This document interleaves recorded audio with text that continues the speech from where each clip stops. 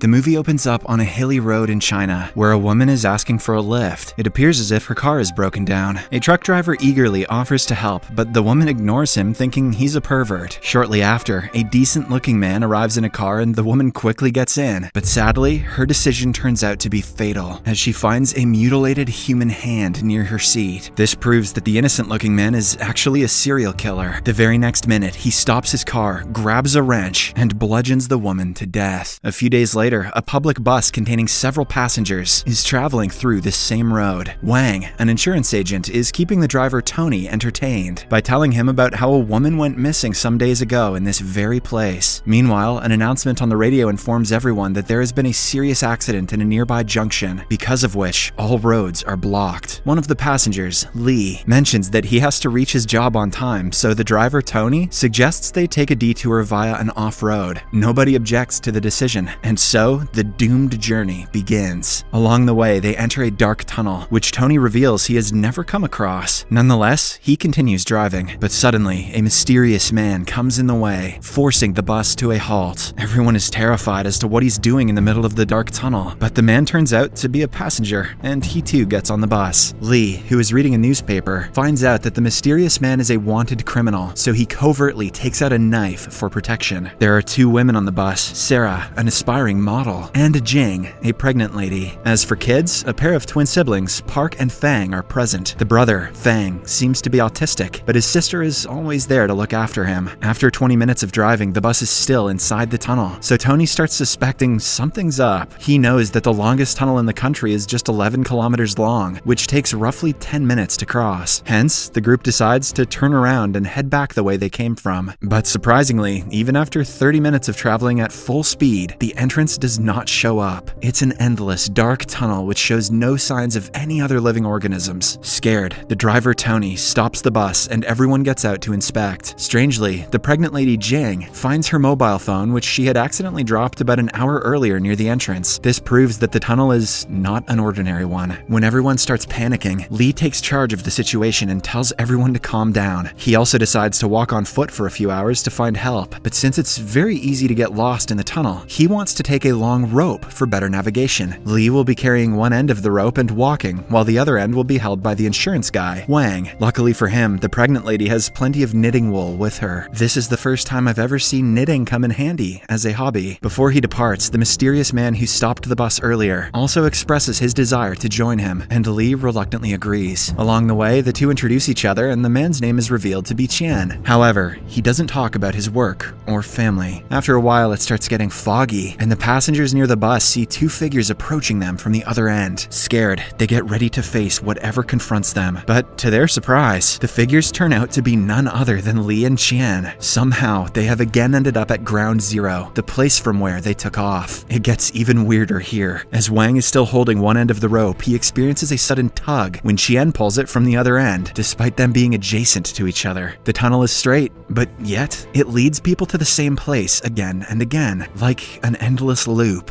Ha, we said the title. Realizing that they have been trapped, Lee suggests everyone gather their food items and ration them wisely. Then, all the four men head out to inspect the place while the three ladies and the autistic Fang rest inside the bus. It's been only 30 minutes, but when Jing wakes up, she finds out that the entire bus is covered in dust. Taken aback, she wakes everyone up and quickly rushes outside. At the same time, the men also arrive and find the bus in a dilapidated condition. Tony immediately goes to check on the food, but finds that everything has become rotten. This proves that not only is the tunnel endless, but time also moves very differently here. A single hour of the outside world equals a week here. When they return back to the bus, a map of the entire tunnel is waiting for them. It appears as if someone dropped it off and left without a trace. Lee deduces that someone is playing with them and immediately takes up the challenge. He places the map on a table and starts analyzing the place. Just then, the lights unexpectedly go out, and when they come back on, Lee has vanished. Instead, a bloody trail is seen, which the group warily follows. Now, with Lee abducted or possibly killed, the mysterious man Qian takes charge of the group. The bloody trail leads them to a wall which appears to be hollow. On breaking it, they come across a strange room, which has a lot of wanted pictures, a bunch of severed hands, and most importantly, an engineering diagram of the place. It shows that there are 6 separate tunnels in total, with one leading to another. Qian deduces that in order to escape, they have to cross all 6 tunnels. He also assumes that this secret room will have an entrance that will lead to the second tunnel. As the group continues searching the room, they find a weird calendar with all the dates showing July 15th. Qian realizes that it's a clue, and when he rips the calendar off of the wall, a secret wooden door is revealed. After everyone leaves, the television in the room starts showing a woman who has been trapped inside a small cave. Next, the group enters the second tunnel, which strangely also has their bus parked at the exact same spot. They wonder if they have arrived at Ground Zero, but upon checking, realize that the tunnel is the exact same, but in a different time zone. The group quickly heads inside the bus, which is now wrapped with barbed wire, and starts looking for food. They find a carton of instant noodles, but by this time, the driver Tony has become hostile and greedy. He finds a gun in one of the seats and threatens the others to hand over all the food items. Fearing for their lives, the group reluctantly complies. Since time is moving at a rapid rate, all of them feel hungry instantly, and this is slowly turning the group into animals. After a while, the model, Sarah, can't bear the hunger anymore, so she goes to Tony with a deal. In exchange for a packet of instant noodles, she is willing to sell her body. Tony immediately agrees, and the two make passionate love. While they're at it, Wang sneaks inside the bus and grabs a packet for himself. Wang's a genius. However, Tony catches wind of this and starts beating him to a pulp. Wang's not a genius, but before he can finish the insurance guy off, someone stabs him from behind. Soon, the rest of the group arrives at the scene and is shocked to witness the murder. Despite this, Wang is unconcerned, and he starts searching for a packet of food that he dropped earlier. When he crouches beneath the bus, he finds a manhole. The group immediately pushes the bus and enters the manhole, through which they reach another mysterious room. This one also has some strange pictures and mutilated human parts in it. Moreover, the television shows the woman from earlier slowly being drowned inside the cave. Disregarding this, the group searches for an exit route and again finds the same calendar there. On removing it, another secret door is revealed. Soon, everyone goes through and they eventually reach the third tunnel. But to their surprise, this tunnel is wet and darker than before. The bus is also present there, but it has been overrun by rodents and snakes. Desperate for food, Wang eats some rotten noodles, which he regrets instantly. Seeing him in this condition, Jing pities him and hands him a biscuit, but Wang becomes increasingly aggressive and demands the entire packet. When she refuses, he surprisingly brings out a gun and steals everyone's food at gunpoint. But even after this, his reign of terror continues. He deduces that they found a secret passage every time one of them dies. For instance, they found the wall when Lee was abducted and the manhole when Tony was stabbed. Hence, he threatens to shoot one of the remaining survivors to ensure that he escapes the place. Qian tries to calm him down, but Wang does not listen. Instead, he forces the innocent Jing to shoot Qian in the shoulder. After this, the maniac takes the twins to the nearby room and starts beating them up. When Fang tries to save her brother, Wang brutally eliminates her by firing at her multiple times. The poor autistic boy Park can just sob as his sister slowly breathes her last. The out-of-control Wang then attempts to strangle Sarah, but before he can do so, someone impales him from behind. Now, with an additional 2 people dead, the group find a secret passage through which they reach the 4th tunnel, which is a psychedelic tunnel. Just then, Jing goes into labor and rests on the side with Park, while an injured Qian and Sarah head to investigate the bus. The psychedelic nature of the place makes Sarah hallucinate, and she starts seeing people. Scared, she comes out of the bus and heads in the opposite direction, where several dead bodies are lying around. There, she notices a mirror, and as she stares into it, someone approaches her from behind and finishes her off. Meanwhile, Qian returns to Jing, who has given birth to a baby boy. The remaining 3 then proceed forward, but along the way, it is revealed that the little boy has passed away. Qian tries to convince Jing to keep going, but just then, she takes out a knife and stabs him to death. Surprisingly, after a while, he wakes up in a secret compound. It appears as if he has woken up from some sort of experiment. Then, we are taken to a top-secret military meeting. This is where everything finally unfolds. An army general reveals that the serial killer from the start of the movie, James, has been caught. The problem is that he was apprehended from a car wreck in a totally vegetative state, and now he has fallen into a coma. James had kidnapped and murdered several women, but one particular, named Ciara, is rumored to still be alive. The problem is that no one knows where she is locked up except for the serial killer himself, and since he's in a coma, it's impossible to interrogate him. Hence, the military has decided to collaborate with the best brain research institute in the country. Their plan is to conduct a memory transfusion with James in order to tap into his subconscious and eventually figure out about the victim's whereabouts. Yesterday, a remarkable psychotherapist of the institute finally broke into James's consciousness and found certain clues. The psychotherapist is revealed to be none other than Qian. One of the army generals then asserts that they need to have faith in Qian because he, above all others, is more concerned about the victim's safety. It turns out that the victim, Ciara, is none other than Qian's wife. This is where all the events begin to make sense, as everything that we saw earlier transpired inside James's subconsciousness. However, Qian's job is far from over. In yesterday's experiment, he managed to find a preliminary clue from a calendar on the wall that his wife is imprisoned near Xiang River. But the situation is critical because of the heavy downpour. In the next 36 hours, all caves on either banks of the river will be completely flooded by the rising river, hence putting Ciara's life at risk. As a result, Qian needs to tap into James's subconscious once again tomorrow so that he can find more clues about Ciara's exact location. That night, as Qian is sitting by himself, the army general approaches him to ask about the progress. Qian then starts sharing his experience inside James's consciousness and remembers that the date, July 15th, 1996, often appeared on calendars. The chief explains that it's the date where the serial killer's parents both died. During that fateful day, his father found out that his mother had an affair with a driver. This resulted in a big argument between the two, which ended with his mother stabbing his father before committing the unthinkable himself. Qian is taken aback by the revelation, but he continues sharing his experience. He says that in James's inner world, he was able to see both his dark side and his good side, but in the end, the good side failed. The serial killer himself was actually a tunnel engineer. Hence, when he went into coma, he began to establish a tunnel in his brain as the symbolic carrier of his chaotic consciousness. The tunnel in his consciousness is just a dead loop which leads to nowhere. When Qian entered James's brain, his initial target was to lead him out of this endless loop so that James could wake up from his coma. However, he didn't expect there to be so many split personalities. Thus, Qian had to communicate with all of them so that he could find clues about his wife's imprisonment. His new mission was to find the real criminal among these personalities and interrogate him or her for the answer. As he bonded with these personalities, he found out more about them. The best one was Lee, who resembles James's healthy and rational side. There was hope that this good personality could outweigh the others and get James out of this loop. Unfortunately, he suddenly disappeared after the lights went out in the tunnel. The disappearance of this personality resulted in the chaos of the situation. The second personality was the driver Tony, who eventually became violent. This resembles James's violent personality. The third and fourth personalities were Wang and Sarah, who resemble James's inner projection of his own mother and father. His father was an insurance salesman, while his mom was a model. The sad thing is that when the father was abusive to James, his mother didn't care much about him, and instead ended up having an affair with their driver. This was represented when Sarah made out with the driver Tony just for food. The fifth was the pregnant lady Jing, resembling his ideal image of a mother. Although it is a good personality, it didn't quite suppress his dark side, so it also met its doom. The sixth and seventh personalities were the twins, who resemble his childhood personality, autistic, weird, feminish, but very talented in math and space physics. But there is one more personality that was not on the bus. It is the fiercest personality, and always hidden in the dark. This is the personality that secretly killed Lee, the driver Tony, and Wang. But to find out more, Qian needs another experiment. The next day comes, and Qian undergoes the second phase of the memory transfusion. This time, he directly confronts James and demands his wife's whereabouts. However, the cold-blooded killer doesn't want to give up the information so quickly. Instead, he starts talking about how he hates his mother for killing his dad. This insecurity towards women is why he abducts them and finishes them off. Saying this much, he takes Qian to different parts of his subconscious, where various events of his life are being played out. However, focusing on his mission, Qian disregards all of them and confronts the autistic personality Park, the weakest of James's personalities. He tries manipulating the boy to give up the coordinates to his wife's location, but his twin sister Fang stops him. Following this, Qian is transported to a cinema hall where he encounters the real evil behind all the murders inside the tunnel. It is revealed to be none other than Qian himself. It turns out that James's subconscious is so messed up and evil that the one who looks into it also starts thinking like a serial killer. The evil Qian reveals that he didn't want Ciara to be saved, so he killed the people inside the tunnel one by one, including the newborn baby. Suddenly, the scared autistic boy Park appears on stage, and so does Qian's wife. Park slowly approaches Ciara to kill her, but at the last moment, he backs out. Taking this as the perfect opportunity, the real Qian approaches the scared boy and requests him to wake up and tell the authorities about his wife's location. Surprisingly, Park agrees and walks away. Then, the evil Qian takes him to a different setting where the two get ready for one final showdown. Soon, the two start fighting with one another, but when the real Qian feels like he's victorious, another clone of evil Qian shows up, implying that he's indestructible. Elsewhere, the rain has started pouring in, and Ciara is almost neck deep in the water. It is only a matter of minutes before she drowns to death. Back inside James's subconsciousness, the real Qian pleads to let him back into his world, but his evil doppelganger refuses to listen. Just then, the real Qian comes up with a plan. He realizes that if he he commits the unthinkable. The evil Chien will also die, and with this, all of the evil inside James will go away. And as soon as he goes through with his plan, the evil Chien fades away, and at the hospital, James wakes up. Being a totally changed man, he immediately tells the authorities about Ciara's location. In this way, Ciara is saved in the nick of time, but Chien doesn't wake up. The movie ends as he wanders around the endless tunnel, indicating that he will never return home.